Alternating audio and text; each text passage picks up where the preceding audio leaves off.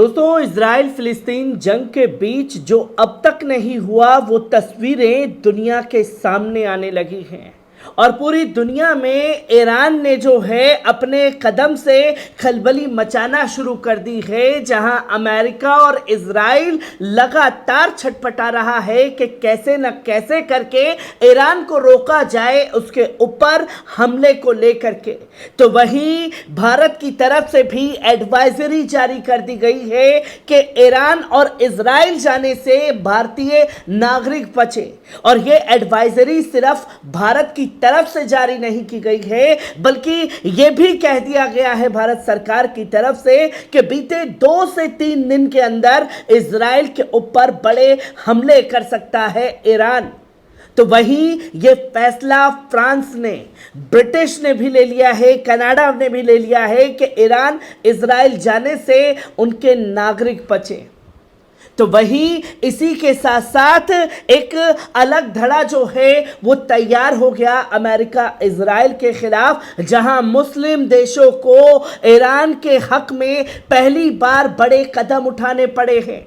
चाहे बात टर्की की जाए, चाहे बात कतर कुवैत की जाए, चाहे यूएई की जाए, चाहे सऊदी अरब की क्यों ना की जाए, इन तमाम मुल्कों ने एक साथ अमेरिका को ना कर दिया है कि हम अपनी जगह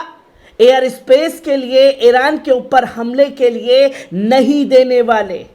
जो कि एक बड़ा संकेत इस जंग में मिल रहा है कि भले ही इस जंग का अंजाम अब जो कुछ भी हो वो ईरान के फैसलों से तंग हो चुके हैं। इस कदर खलबली मची है कि पूरी दुनिया जो है इसमें खड़ी हुई है ईरान के साथ, मजलूम फिलिस्तीनियों के साथ। तो वहीं अमेरिका के 2 सबसे बड़े दुश्मन देश, एक तरफ रशिया और दूसरी तरफ चाइना, उन्होंने भी इस पूरे मामले पर अपने हाथ खड़े कर दिए हैं और साफ तौर पर कह दिया है चाइना ने कि हमें इसमें कोई लेना देना नहीं है। तो वहीं रशिया ने साफ तौर पर कहा कि ईरान हमला करता है तो ये ईरान का राइट है कि उसके देश और उसके नागरिकों के ऊपर इजराइल ने हमला किया, और साफ तौर पर इस हमले के लिए इजराइल को जिम्मेदार ठहरा दिया। ये बड़ी उथल पुथल जंग के बीच में देखने को मिल रही है, जो कि आप सबसे पहले स्क्रीन पर देख सकते हैं कि कैसे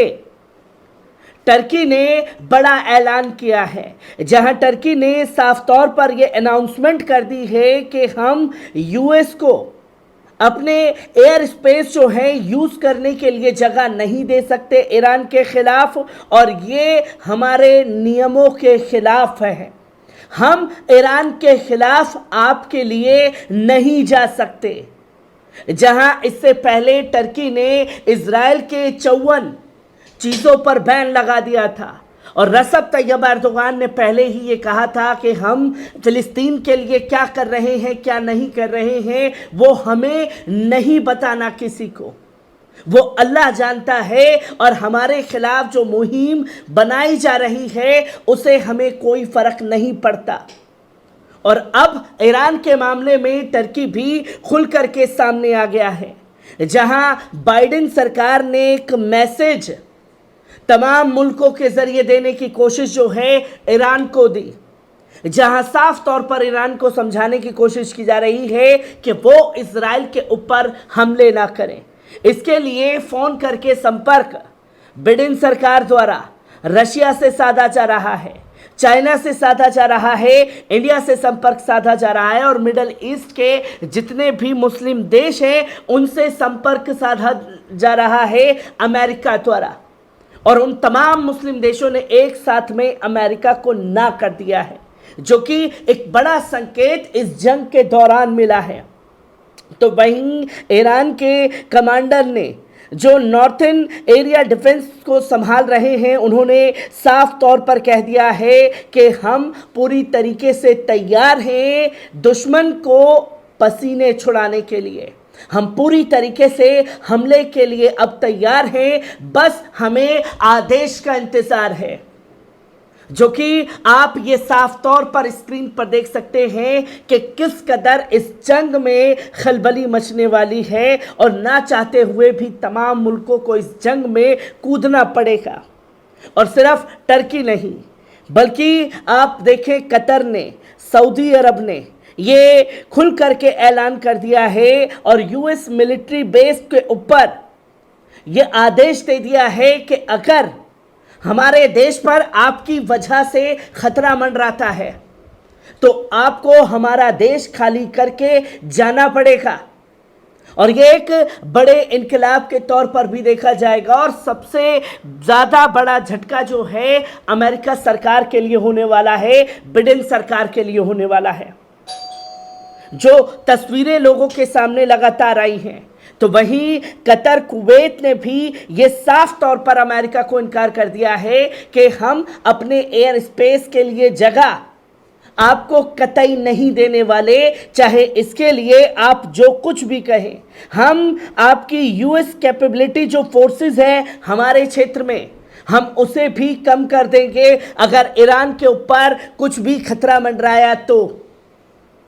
जहां कलमे के आधार पर तमाम मुल्कों ने एक साथ ये बता दिया कि एक कलमे के आधार पर हम साथ एक मिलकर के कंधे से कंधा मिलाकर खड़े हैं,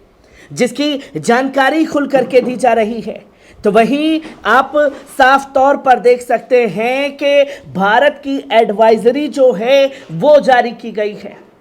जहां मोदी सरकार ने साफ तौर पर अपने नागरिकों को हिदायत दे दी है कि ईरान इजराइल जाने से बचे, वो वहां ना जाएं। दावा किया गया है कि ईरान 2 दिन में इजराइल के ऊपर बड़ा हमला कर सकता है, जहां अमेरिका ने साफ तौर पर बोला है कि चीन सऊदी टकराव को रुकवाए। जो चीजें लोगों के सामने आई हैं,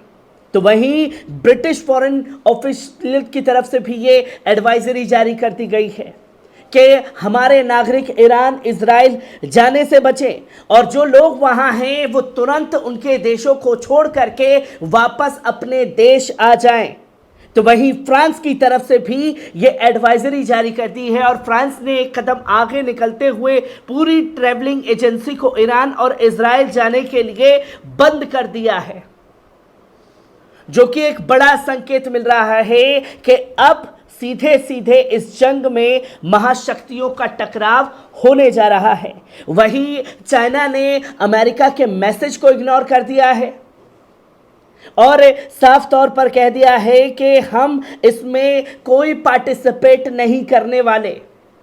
तो वहीं रशिया ने भी अमेरिका को चेता दिया है कि जो इजराइल ने किया ईरान के दूतावास पर हमला करके, वो इजराइल की आतंकी घटना है और इसे हम स्ट्रांगली कंडेम करते हैं, इसकी निंदा करते हैं